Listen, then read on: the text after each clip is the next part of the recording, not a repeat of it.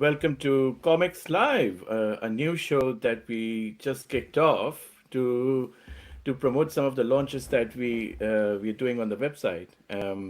Welcome to our first launch with Sean Golding, all the way from London. Welcome to the show, Hello. Sean. Thank you. First one. That's exciting. I know, I know.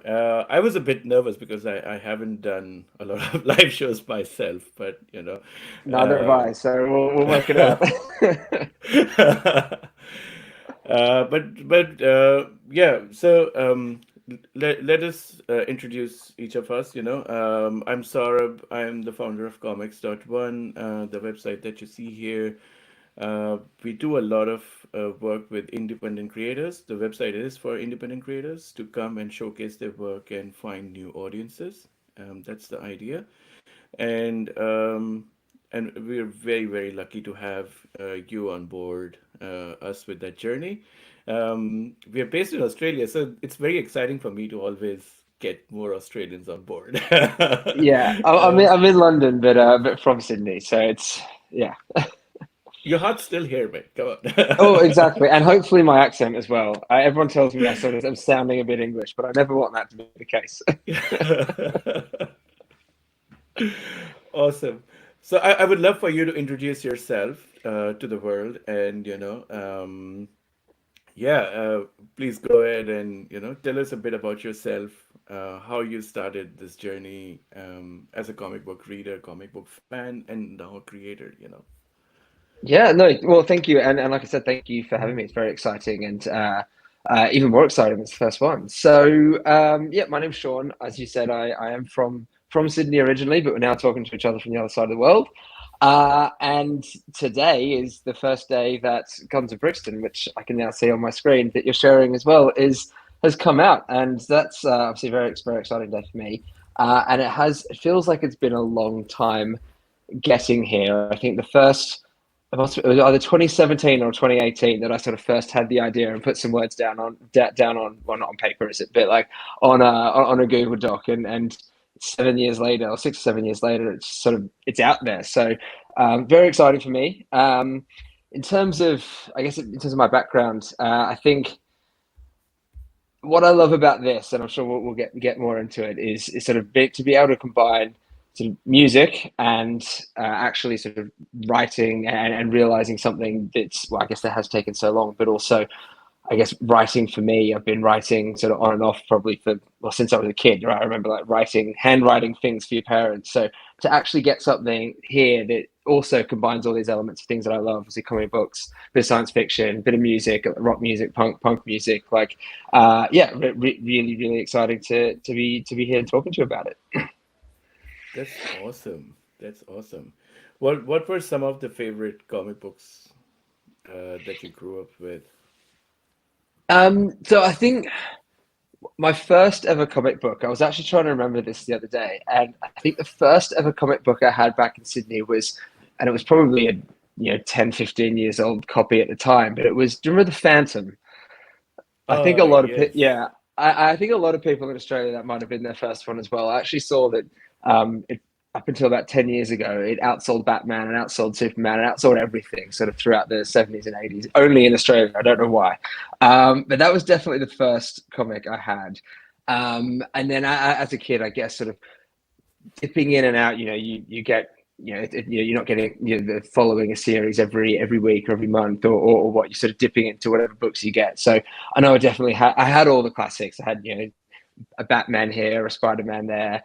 And I think just anything you can get your hands on. And I guess, whether that's comic books, but also outside of comic books, whether you're watching your dad's Star Wars VHSs, or you're getting into, I saw there's a Matrix poster behind you. So that came out when I was maybe 10 or so. Yeah. So anything you can sort of get your hands onto, but or get your hands on. But yeah, I think, like a lot of people, grew up with all the classics, all the big DC ones, probably. Even though now, I guess it's sort of me. I'd probably say I lean more Marvel, but grew up with all the big DCs mostly. And yeah, Phantom was the first one. Also, I guess, like maybe a lot of kids, you've got some comics, but you watch a lot more of the cartoons, right? I guess cartoon Batman, that was something that I guess I definitely grew up with, and was probably yeah, even if you're not necessarily thinking about it when you're writing, all those sort of things, they are influencing, even 20, 30 years ago, are still influencing what you're writing, aren't they?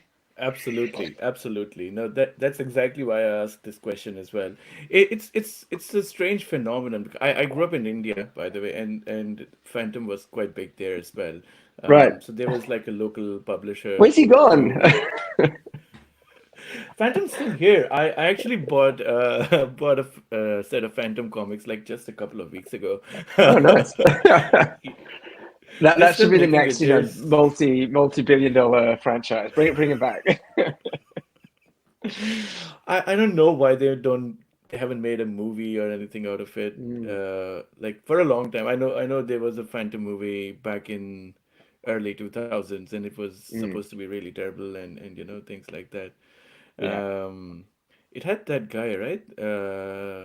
From the Titanic. The, playing Not Leonardo Phantom. DiCaprio. No, the other guy, the guy who who Kate the Winslet the ditched. yeah, Billy Zane. Billy Zane, yeah, yeah, Yeah, yeah. He yeah. was yeah, he played Phantom. He was Mm. actually quite decent in that role, to be honest. Like it was not too bad. I don't. But I yeah, might have obviously, seen it when it came out, but maybe I'm going to need to go and find it and check it out again. Just now that we're talking about it. yeah. And their artists. I think Australia is keeping the flame alive now because there's so many artists that are working. Australian artists they work on Mm. Phantom, and they're the only ones who do that.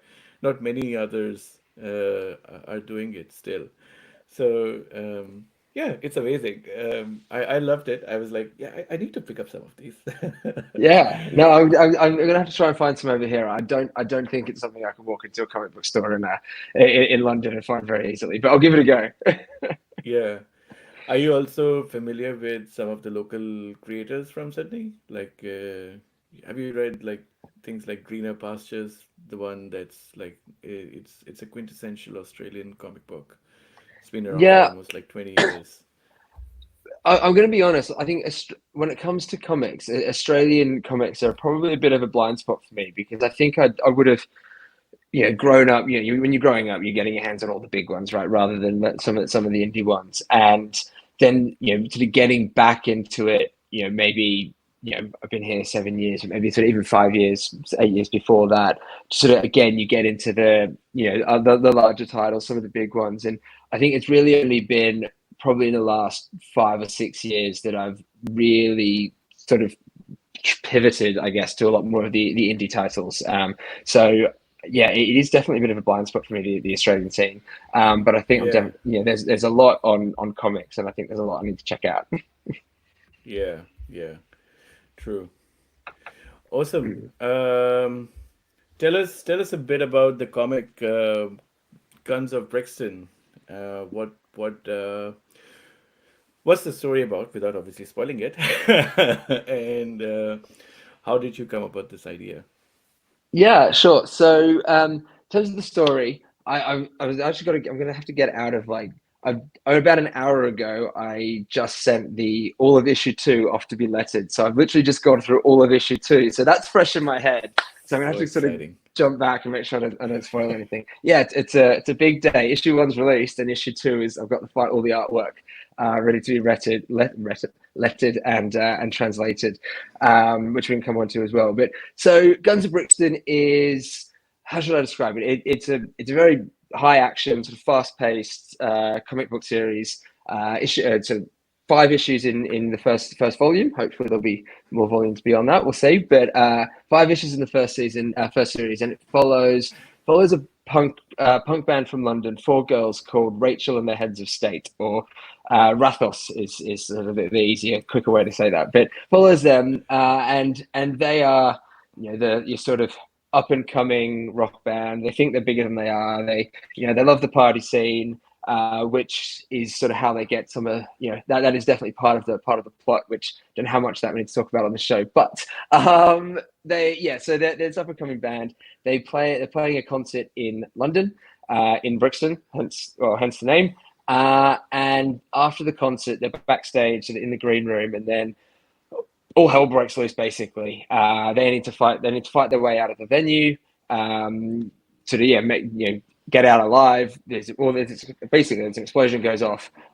Everyone else in the venue is turned into these zombies, essentially, or for want of a better word, these zombies. So the reader knows sort of why that's happened. I won't give too much of that away. The reader knows why that's happened, but the characters obviously don't. They need to make it out alive, and then issues sort of 2 to 5 will follow them sort of fighting their way, fighting for their lives basically, but then also trying to uncover why this has happened, why it's not impacted them, and how they can maybe fight and stop that.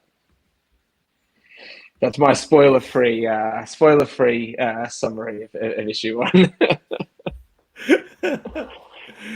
There's a there's a lot that happens in issue one actually. Like I feel like some pages go by so fast. Um, in a good way. Like I'm Yeah, well, not hopefully. telling you anything. I read it from cover to cover in like 15 minutes. So it's for me like it was like, oh, I just loved it. It was so good. Like the Oh, thank you. pace and yeah. Yeah, I the think the artwork, the pace, the writing, everything is like very crisp and to the point, and like I think that's a great thing.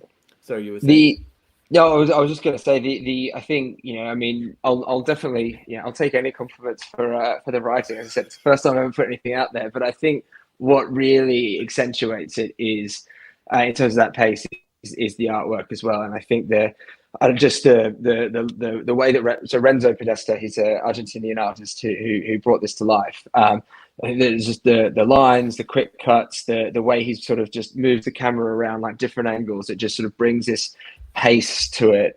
Even just not just square panels. Everything he's done is so well thought through, and has really sort of helped bring that to life, which bring that pace to life as well, which I think just makes it 10 times better than it is as a script alone. Nice, nice. So tell us also about how was your experience converting the book to Spanish? Because it's we I mean we don't have it here, but you can definitely grab it on Amazon. We'll drop the links to all of that in the video description after. But yeah, tell us a bit about your experience about that. Yeah, so that was something that I hadn't necessarily thought of, but well, obviously Renzo is Argentinian, and Jart, who lettered it, she's in Venezuela. So the whole art team is in South America. My Spanish, my 2 year streak on Duolingo is definitely not enough to translate translate a comic book. I could barely even translate, hello, my name is Sean. But when so Jarcha also does the translations, and when she said that it was something that she was able to do, I thought, yeah, absolutely, let's do that. And again, I was so impressed with that as well. It's not, part of me thought, what? So well, put it into Google Translate, and then you just let it get twice. But the detail that she's gone to, and one of the examples of this. So they're a rock band. There's a scene where they're on stage, and I had some fun writing some I'm gonna say very basic lyrics, but as good as my songwriting might ever get to. And obviously those lyrics rhyme, but then if you just translate those words into Spanish, they're not going to rhyme.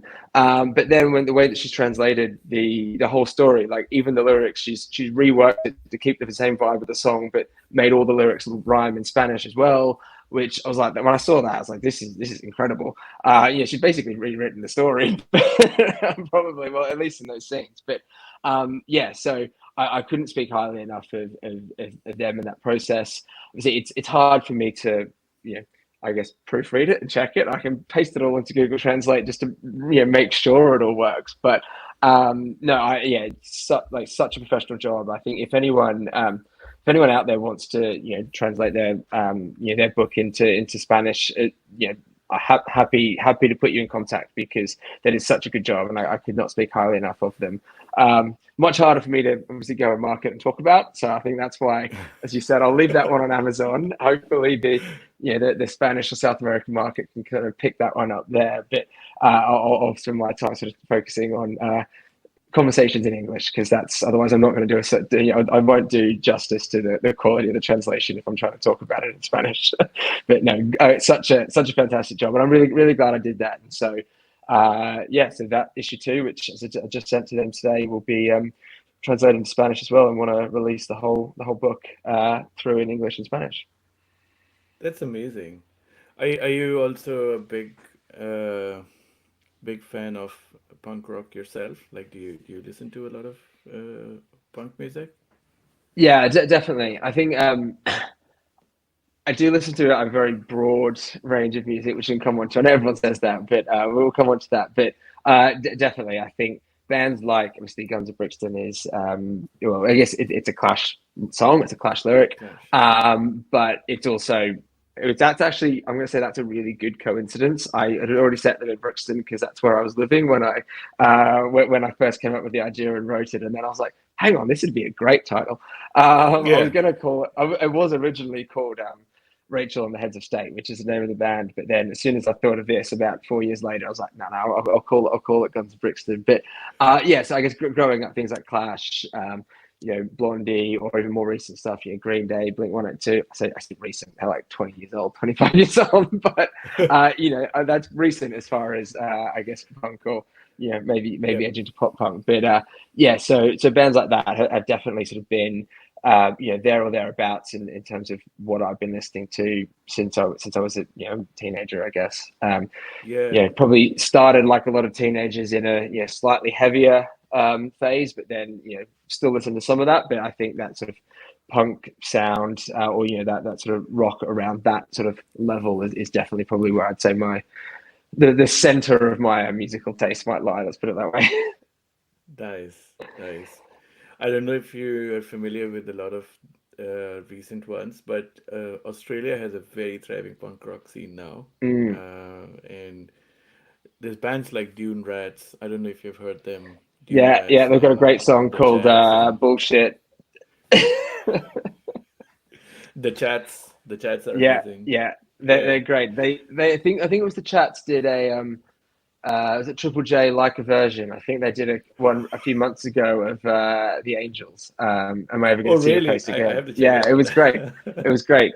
Definitely check it out. So it's like a heavier version of, I guess, what is already an Australian sort of like pub rock '80s classic. So no, it was great. Yeah, For those who don't know what Triple J is, you must go to yeah. Sorry. YouTube and search for Triple J like a version. It's a studio series where they get in bands, both local and international, to do covers of some of their favorite songs.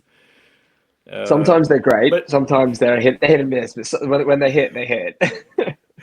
oh yeah, I still I think there's some of my favorite. They're kind of like they have the same. They're not the same as a Tiny Desk concert, but they have the same feel to them. Mm, In that sense, my favorite ones are definitely Childish Gambino's "So Into You," yeah, his cover of "So Into You," Aurora's cover of "Teardrop." Um, she's fantastic. Aurora yeah. is so good. Uh, and what else? There's a cover of "Believe" by a Sydney band called Yeah, DMAs. I don't know if you DMAs. know Yeah, DMAs. Yeah. yeah. I saw them over here before COVID. Actually, yeah, they were. They're actually really big in England. I sometimes you go to, Oh, yeah. it's Australian bands over here. Like I've definitely been to bands like Hilltop Hoods and Rubens and stuff like that over in London, and everyone there is Australian. And it's just they come for the expat community. Went to DMAs and didn't meet a single other Australian here. It was just full of English people. Saw them in Brixton actually. So there we go. Full Wow. circle back to the comic. That's amazing. That's amazing. I went to New York this year, and everyone, and even like New York and LA, and every American was telling me how good Tame Impala is, and I'm like, Yeah. yeah, I know. I know. I think Tame Yeah. Impala played at my. So I went to Macquarie University, and they do a festival every year. And I think they played at my university in about 2010, and now he's out producing for Dua Lipa. I was like, that's a great journey. But Yeah, yeah. Even Gorillaz for that matter. Like he did a song with Gorillaz as well, so yeah, yeah. yeah. That's amazing. That's amazing. That's kind of a good lead up into our trivia section. Let's do I that, am worried brother. about this section. I told you that before, but I think Yeah, I think you're going to embarrass me in front of anyone who's listening. Why am I buying a punk rock, comic off this guy? Oh, do I need All my right. phone? Oh, no. I think what I'll do is You'll just what I'll play do it. is I'll just say the I'll answer. just play it. You can just give me the answers, and I think that should, yeah. Okay, so let's do the first one. So, where did George A. Oh, Romero's Night of the Living Dead take place? where did it take place? That's a really good question. I'm going to go with Pennsylvania. Okay, that's correct. Woo! That's a good start. Good start. Okay, which Halloween song includes the following lyrics? Have The zombies are zombies having only fun. The fun. The party has party just had begun. just begun. I I'm going to go with. I don't think. I think I'm going to go with Dead Man's Party. I'd Okay, probably wrong on that one. yeah, the No. right answer is Monster Oh, it Mash. was. I didn't. I was where I was going, but I was like, no, I don't. It doesn't ring a bell. So the next one is in the five-issue limited series Marvel Zombies, which zombify hero eats the Silver Surfer? It's a trick question. It's a trick question. Well, I'm glad you said that. Well, in that case, I'm going to go with all of them. I haven't. I've not That's read correct. Marvel Zombies. Yeah, I'm glad you gave Okay. me that. Glad you gave me that hint there. I knew it was a bit hard. So this one is a very deep reference because since you're Australian, I think Yeah, we should tease our and audiences with a bit of an rest in Australian peace. reference. Rest in peace. Rest, rest in About a peace, Jack week ago. Carlson. Yeah. Yeah. So you know which song he made into? He made into a Um, video I, of a I'm, punk rock band. I'm gonna go with. I'm gonna go with the chats on this one. Yes, it's Dine and Dash, the Jets. Yeah.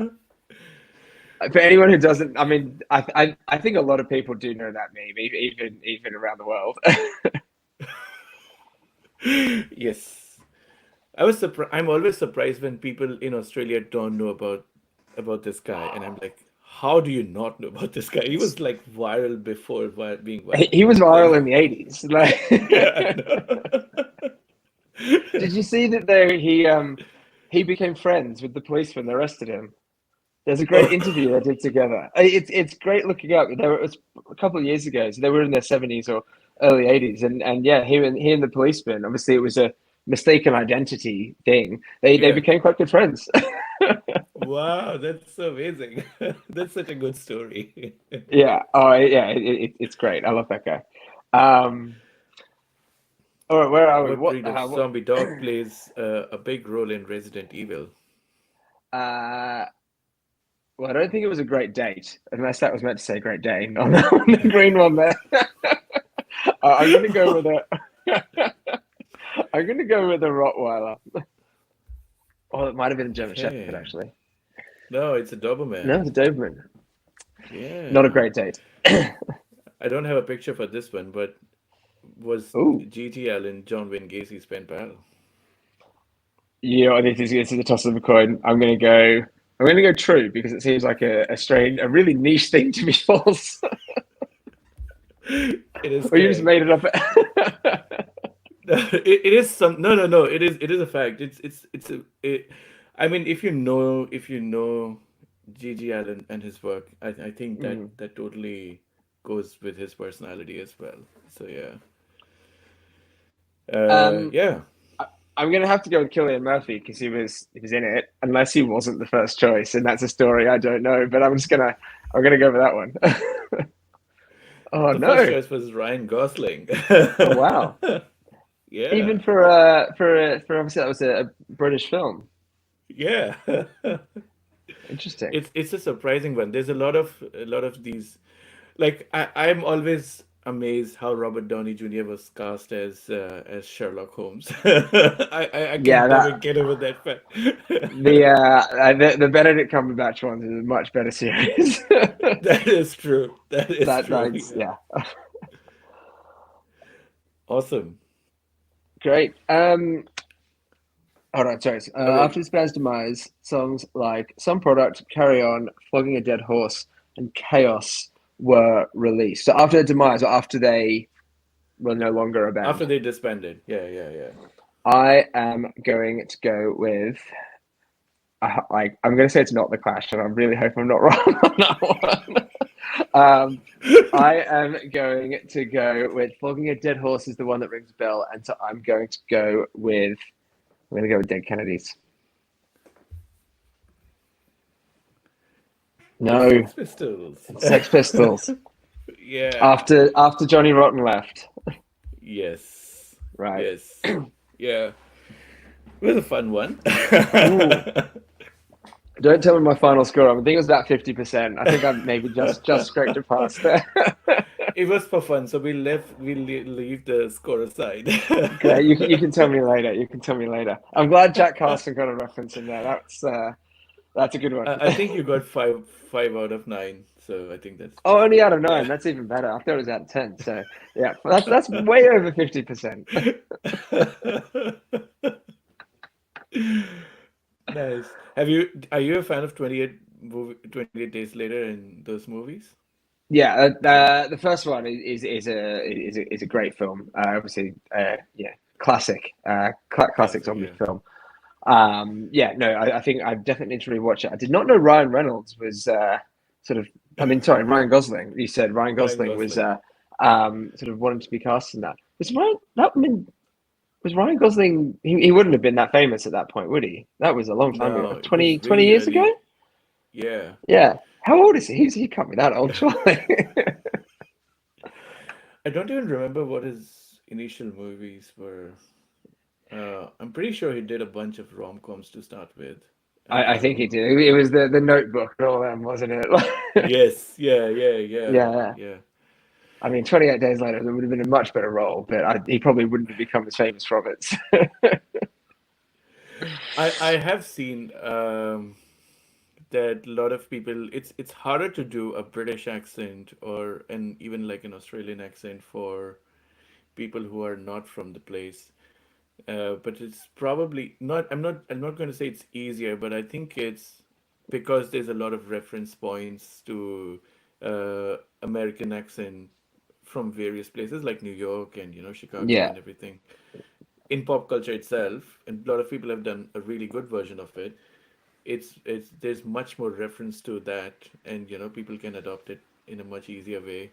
Uh, yeah, Yeah. And like I Hugh think, Jackman can do a pretty good American accent. Sorry, you were saying. yeah. Oh, no, I was going to say, I think when people try and do an Australian accent or probably a British accent as well, I think they naturally gravitate to like the extreme accents, right? The thicker accents, rather than, I guess, when people are trying to do American accents.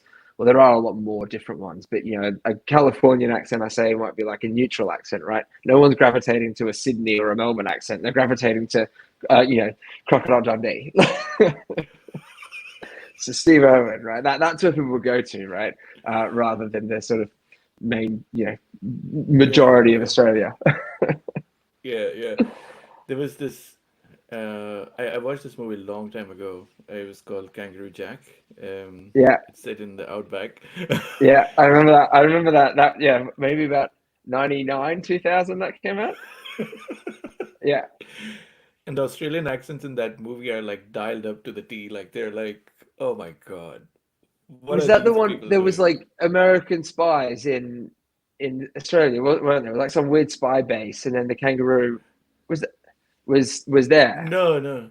So it was about this guy whose stepdad is a mafia person. Yeah, He's Christopher Walken. He sends him to deliver some cash to Australia.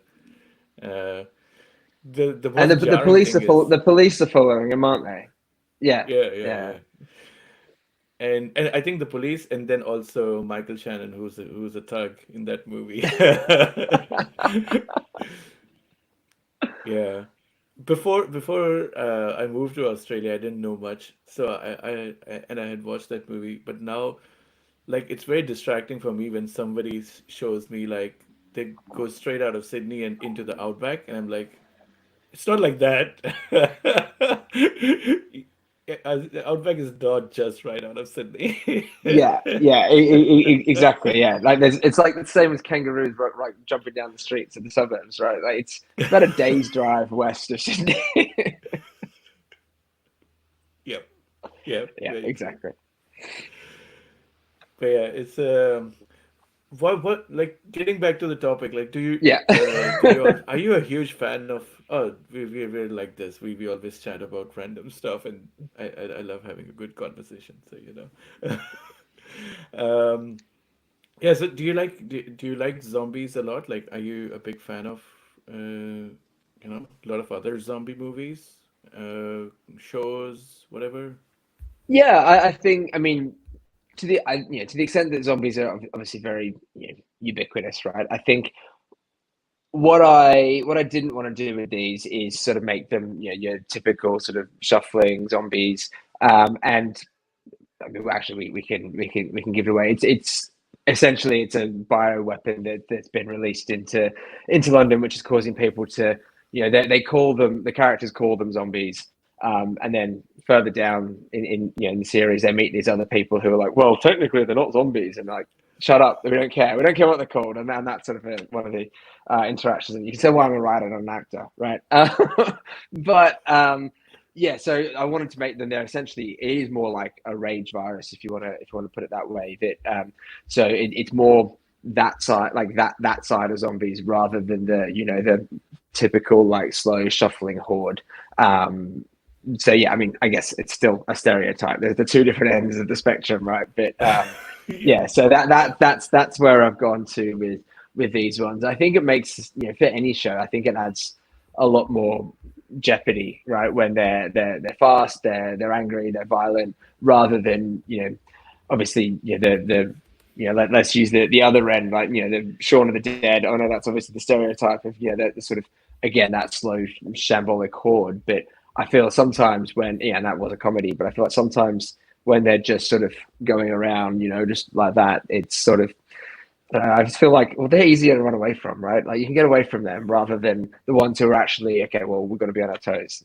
There's a lot more, you know, action, jeopardy, suspense when something could be around the corner, right? Yep, yep. Very, Yeah, very true. Very, very true.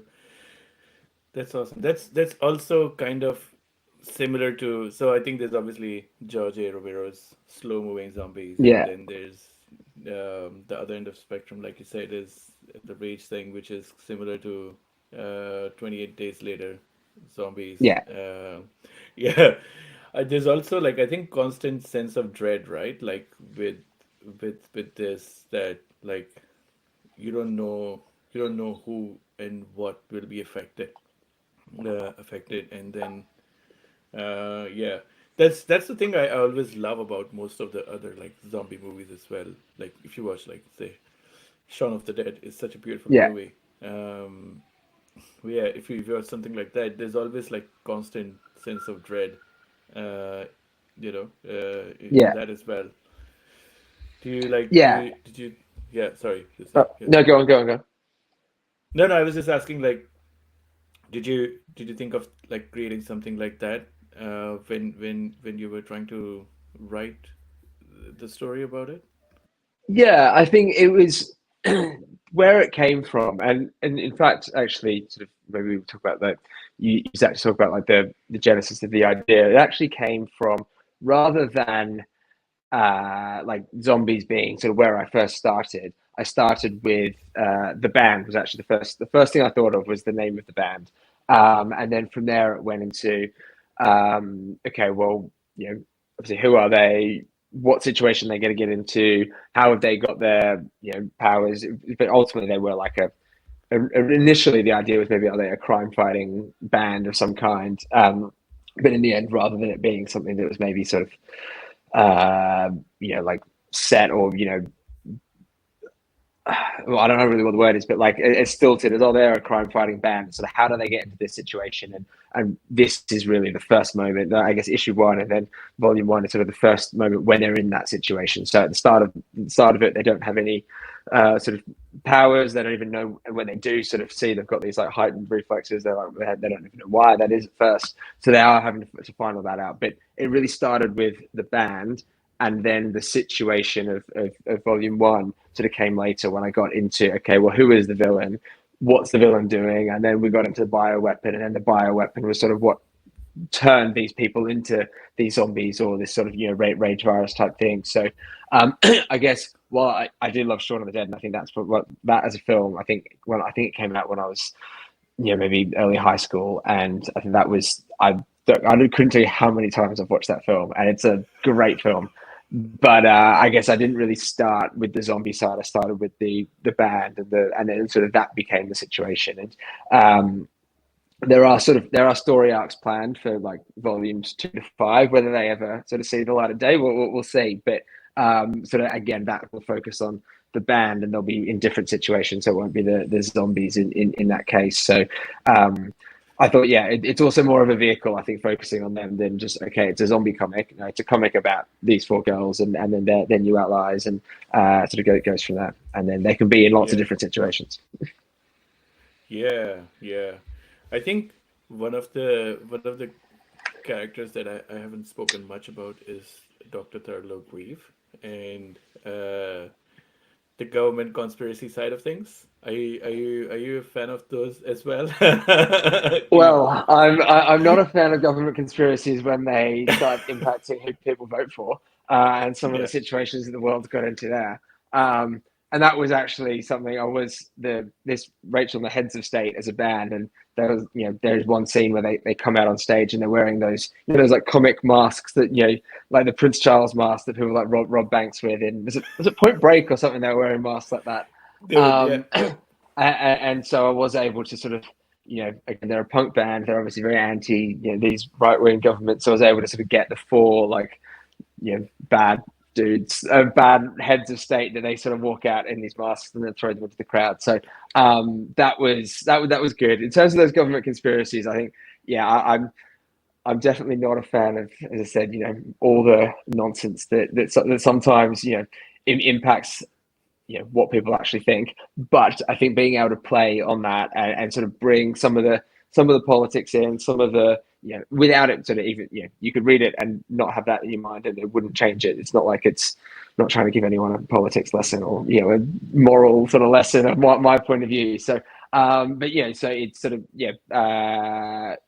being able to bring and play with some of that. I mean, you do see this guy Grieve. He's the one who's let these weapons off, but even at the start of when you first see him, he's on a call with this it's like a Zoom call with a silhouette. There's no one on it, so you don't know who that is. And sort of throughout, I guess issues 2 to 5, you'll start to see who they are and sort of the motivation behind that. So that will start to come out. So that has been fun as well. And I think also again as a vehicle rather than it being just sort of one villain. Okay, who's this villain working for? And then again, that sort of opens up other angles for future story arcs as well. But yeah, it has been fun sort of being able to also because it's taken so long to sort of come to life and sort of rewrite and change, and it has been fun to play with a lot of that sort of stuff. The you can actually tell how long it's been because when I first was writing it and I wrote that scene where there's they come out in these 4 heads of state, like in the time since I started that, one guy was relevant, he was the president, and then he wasn't relevant, and now he's relevant again. So he sort of made his way back into the rewrites just because of how long it took to bring to life. So, Yeah, but yeah, yeah. there's people in there who weren't like one of the 4 is the Argentinian leader, and obviously Renzo, is the artist, is Argentinian, so we decided to make him one of them. But Mm, 6 years ago, he was not on the scene, was he? So yeah, that sort of yeah, that's how long it sort of took to bring this to life, I guess. yeah, yeah, yeah, yeah. No, that's fantastic. I mean I think I've seen a lot of creators where like I had this idea like for like 10 or 15 years in my head, and then it just happened, and then we just ended up creating it, and I think it's a great feeling, right, when it comes out the way you want it De- to be. So, definitely, and I think that seeing that artistic process, I guess, sort of for me as a writer, I guess I've always sort of wanted to, as I said before, like written here, there, whether that was trying to write books or short stories, and then sort of got, especially when I was at uni, sort of started thinking a lot about screenplays. And then again, so had some ideas and some, everything. I start lots of things, finishing things is a different story for me. But also, you're writing a screenplay. It's this like an idea you've got, but then where do you actually how do you get that to realize that? And I think that's where sort of writing comics actually became sort of a natural extension from that. I mean, obviously, there's still a lot of work finding the artist and obviously working it up with them. But it sort of was, and it wasn't. This was a screenplay idea, but other ideas that I was maybe thinking about bringing to comics before this one. That sort of became a way where you can almost tell a screenplay story and bring that to life without having to go and make a film and try and that's a whole other story to try and to try and bring a film into the world, let alone it's hard enough bringing a comic book into the world. But that with no discredit to myself or you or anyone else who's written comics, it's probably easier to bring that to life than a film. Yeah, yeah, that is Yeah, very, very true. I yeah. speak with a lot of people who have studied filmmaking and they ended up doing comics. Mm. One, because obviously it's something that they can do on their own, in the sense that like they can, it's cost effective enough that they can actually hire an artist and get the Yeah. whole thing going themselves rather than Mm. making a film is very expensive. Yeah, It's a very exactly. expensive thing. Yeah. It's also very annoying for most people, like just getting all those. There's too many moving parts and too many human beings to to make it work together. So Yeah, yeah, so yeah. I think like for a lot of people, like comic books are much more approachable as a medium, and I think they end up here, but it's good De- good for us. Definitely. I think approachable and, as you said, sort of easier to self fund. But I think where it is still great in terms of, and I imagine would be similar to filmmaking, is that it's still a collaborative process and you're still working with other people and sort of help, there's an idea and bring it to someone then sketches it up, you sort of workshop those things. Whereas I guess, and I'd love to also, maybe write novels. I've had ideas for that. I've written 30,000 words once and then realized that what I was writing was rubbish and had to put that in the bin. But that's quite a lonely process, I guess, until you sort of have finished it and speak to an editor. Whereas it still feels like more of it's a self-starting process, but it's still a collaborative process. You still get to work with other people Mm, and bring it to life. I guess also you've got the advantage of being able to work with people on the other side of the world, which you can't do if you're making a film. You've got to be in one place. So, yeah, but yeah, it's maybe that would have been harder 20 years ago, but these days that's something that's super easy to do. But yeah, best of both worlds, I think, collaborative and accessible. absolutely, absolutely. Yeah, when I was working on my comic, I collaborated with an artist from Nigeria, and Right. it just brought like some really unique ideas to the table, and it was like, yeah, this is amazing. It's just making my story better, and I don't mind it. Exactly. That's what I think I said before around like, the pace of this story is accentuated by the artwork. And what I had in my head was definitely. I mean, it's a very sort of, I would say, high concept art, but it's not hyper realistic like some comics are. In my head, when I was imagining it, I had this sort of hyper real, um, you know, perfect detail sort of story in my head. Maybe that's just how I visualize things, or maybe a lot of people visualize things like that. But see, the final output is, and I think there are some preview pages on the site as well that you had up before. But obviously, the final, what Renzo created was not like that at all. It's quick lines. It's I guess it's rougher artwork. It's less detailed in that way. But I think that just makes it so much better than the one I had in my head. And I guess that's something that you don't get when you're just doing it yourself, right? Or I guess that's the beauty, as you said, of collaborating with other people and then bringing ideas that make your story better. Absolutely, absolutely. Yeah. No, that's fantastic. That's fantastic. And like almost every team I have spoken to, they have a similar um what do you say, like chemistry, I would say, for the lack of better term. Like Mm. the writer writes something, artist kind of visualizes and makes it better with their ideas, and then it goes back and forth, and then like that's how like I feel like that's the recipe to a beautiful looking and a great comic book that reads really well. And I think yours is one of them. So Thank you, thank you. Hopefully other people think that as well. I'm pretty sure people will like it. I'm, yeah, amazing. We're coming close to time, but before we go, I would love for you to do an elevator pitch of the comic once again. Take the stage. I'll quickly share. Do you want to wait till you bring that up? Oh, I can start anyway. So Guns of Brixton, issue 1 is out today. Issue 2 will be out in early October, hopefully. So don't have to wait too long for issue 2. Fingers crossed. Guns of Brixton is it's a high action, sort of fast paced comic about a rock band, punk rock band from London. Rachel and the Heads of State, which are four girls from London: Rachel, Bella, Jessie, and Sheena. And essentially, it's the issue 1 is the story of the concept that changes their life. Essentially, not in the way that they might want it to, not in the way that they blow off and become superstars, but in that their world sort of blows up around them, and they need to fight their way out and work out what the hell is going on. I mean, there's a bit in the blurb there about what has gone on. They don't know this, but there's this villain, Dr. Furlough Grieve, who's just released this bioweapon on London. Why? You don't know that yet. We're sort of working with some other people, but we'll find out sort of further down the line what's behind that, why that's taken place.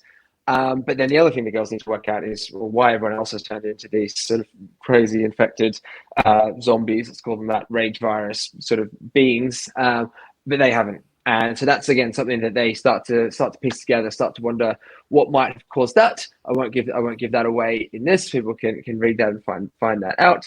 And yeah, they need to fight their way out, and then sort of that sets up the rest of volume 1 from there. Nice, nice.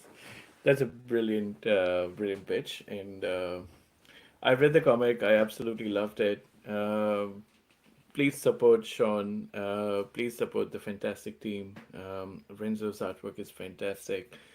Um, we'll shortly add some previews that Sean graciously shared with us on the website as well. And yeah, please support the book. So that we get more and more of the story and more issues. And yeah, I'll leave it at that. Thank you for Thank coming on the you. show, Sean.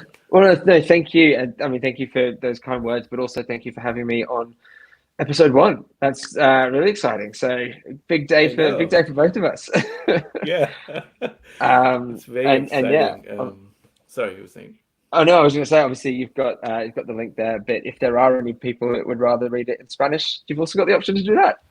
We can actually, I mean, we Yes. can put that on Comix as well, if you'd like. I'm not sure how many Spanish speaking audience or sort of customers you have, but if you want, we can get it there as well. There it Yeah. is. I know that's not the Spanish one, but That's the English one, but that's if you the can get English it in one on Spanish Amazon. as well Yeah, on Amazon. click on click on my name there, and you'll be able to sort of find the Spanish translation. But no, thank you. It's been so much fun. Awesome. I'm just bringing up okay, yeah, There that's it the is. Spanish one. Yeah. Awesome. Yeah, Check you it can read out out. the blurb if you like. I'm not gonna butcher the Spanish language in front of an audience.